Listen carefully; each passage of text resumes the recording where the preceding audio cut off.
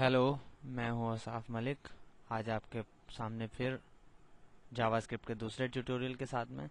JavaScript के पहले tutorial में हमने कुछ पढ़ा नहीं था जावास्क्रिप्ट के बारे में। हमने ये समझा था कि हम इस जावास्क्रिप्ट के ट्यूटोरियल में, इस लेक्चर सीरीज में किस तरह से आगे बढ़ेंगे, क्या क्या सिखाऊंगा मैं आपको, कैसे आपको इन वीडियोस को फॉलो करना है। आज के इस लेक्चर में मैं जावास्क्रिप्ट की हिस्ट्री के बारे में आपको बताऊंगा।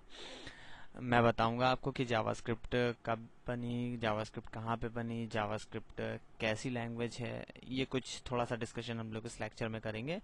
उसके लिए मैंने एमएस वर्ड में एक नोट्स बना रखे हैं जावास्क्रिप्ट के बारे में। मैं उसे ओपन कर लेता हूँ और उससे आपको समझाता हूँ।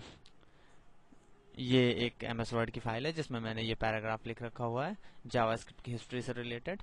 जावास्क्रिप्ट एक वेब स्क्रिप्टिंग लैंग्वेज है जिसको नेटस्केप कॉरपोरेशन ने डेवलप किया था, और इसको डेवलप करने वाले प्रोग्रामर का नाम ब्रेंडन ईश था, और ये लैंग्वेज 1995 में डेवलप हुई थी।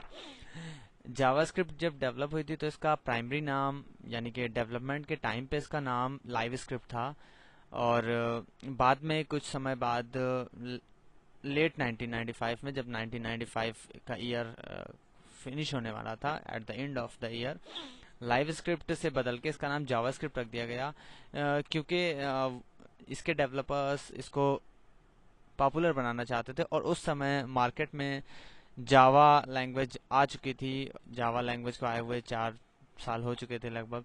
तो जावा काफ़ी पॉपुलर थी अराउंड द वर्ल्ड, और इसके डेवलपर्स यानी नेटस्केप कॉरपोरेशन वाले ये चाहते थे कि इस लैंग्वेज को थोड़ा सा फेमिलियर किया जाए लोगों के सामने। तो इसीलिए उन्होंने उसका नाम जावास्क्रिप्ट रख दिया, ताकि जावा नाम से लोग फेमिलियर थे तो जावास्क्रिप्ट को भी वो इजीली अडॉप्ट कर सकें और उसकी प्रोग्रामिंग को सीख सकें और उसका यूज़ प्रोजेक्ट्स में कर सकें।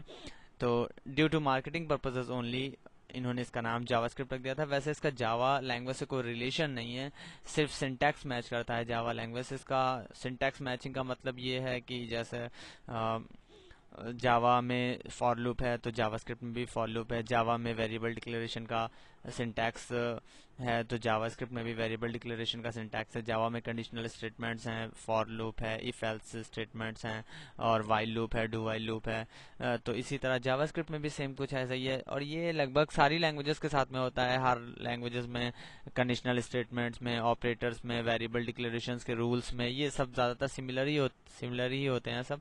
तो जावा और जावास्क्रिप्ट में बस सिंटैक्स मैचिंग का सिमिलरिटी है, सिंटैक्स मैचिंग थोड़ा सा मिलता जुलता है। और इसके अलावा जावा न जावास्क्रिप्ट की पैरेंट लैंग्वेज है, ना जावास्क्रिप्ट जावा की चाइल्ड लैंग्वेज है, ऐसा कुछ नहीं है। दोनों अलग अलग पर्पसेस के लिए बनाई गई थी, दोनों के डेवलपमेंट ईयर्स अलग अलग थे, और दोनों गई थी। तो जावा और जावास्क्रिप्ट दोनों सिंटैक्स मैचिंग के मामले में कुछ मिलती जुलती हैं, लेकिन इनका आपस में कोई रिलेशनशिप नहीं है। सिर्फ नाम मार्केटिंग पर्पसेस के लिए इसका नाम जावास्क्रिप्ट रख दिया गया था, और ये 1995 में डेवलप हुई थी। ब्रेंडन ईश नाम के डेवलपर थे, उन्होंने इसको डेवलप किया था, और नेटस्केप कॉरपोरेशन वो जगह है जहाँ पे ये डेवलप हुई थी। हाँ, एक चीज़ और यहाँ पे कि स्क्रिप्टिंग लैंग्वेज, जावास्क्रिप्ट एक स्क्रिप्टिंग लैंग्वेज है। तो स्क्रिप्टिंग लैंग्वेज से क्या मतलब है? स्क्रिप्टिंग लैंग्वेज का मतलब ये होता है कि एक ऐसी लैंग्वेज जो लैंग्वेज थोड़ी सी लाइट वेट होती है, और जो रन टाइम पे एग्जीक्यूट हो जाती है। रन टाइम का मतलब जब हमको ब्राउजर में रन करा रहे होते हैं अपनी वेबसाइट, उसी समय immediate at the time of running any application, JavaScript का कोड जो है ऑटोमेटिक रन हो जाता है और हमें आउटपुट दिख जाता है। जबकि कंपाइल्ड लैंग्वेज के साथ ऐसा नहीं होता। कंपाइल्ड लैंग्वेज पहले कम्प्लीटली कंपाइल्ड होती है, सोर्स कोड जनरेट होता है, उसका सोर्स कोड से ऑब्जेक्ट कोड जनरेट होता है, तब जाके वो उसका रिजल्ट हमें दिखता है। जबकि जावास्क्रिप्ट के साथ ऐसा नहीं है। जावास्क्रिप्ट एक स्क्रिप्टिंग लैंग्वेज इसीलिए मानी जाती है क्योंकि रन टाइम पे एग्जीक्यूट हो जाती है, और scripting languages light weight languages होती हैं। ये किसी दूसरी लैंग्वेजेस के साथ एम्बेड होकर काम करती हैं। फॉर एग्जांपल जैसे जावास्क्रिप्ट है तो वो HTML के साथ एम्बेड होकर काम करेगी, HTML है तो वो CSS को एम्बेड करा लेती है अपने साथ, ताकि उसके फीचर्स इनहेंस हो सकें। जावास्क्रिप्ट PHP के साथ एम्बेड हो सकती है इन्हांसमेंट के लिए।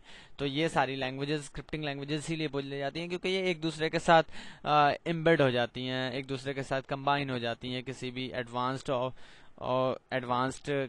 कैपेबिलिटी के लिए, किसी भी एडवांस ऑप्शन को बनाने के लिए, किसी भी एडवांस प्रोजेक्ट में इम्प्लीमेंट होने के लिए, ये सारी लैंग्वेजेस आपस में एक दूसरे को कंबाइन होने की फैसिलिटी प्रोवाइड करती हैं, इसलिए इन्हें स्क्रिप्टिंग लैंग्वेजेस बोला जाता है।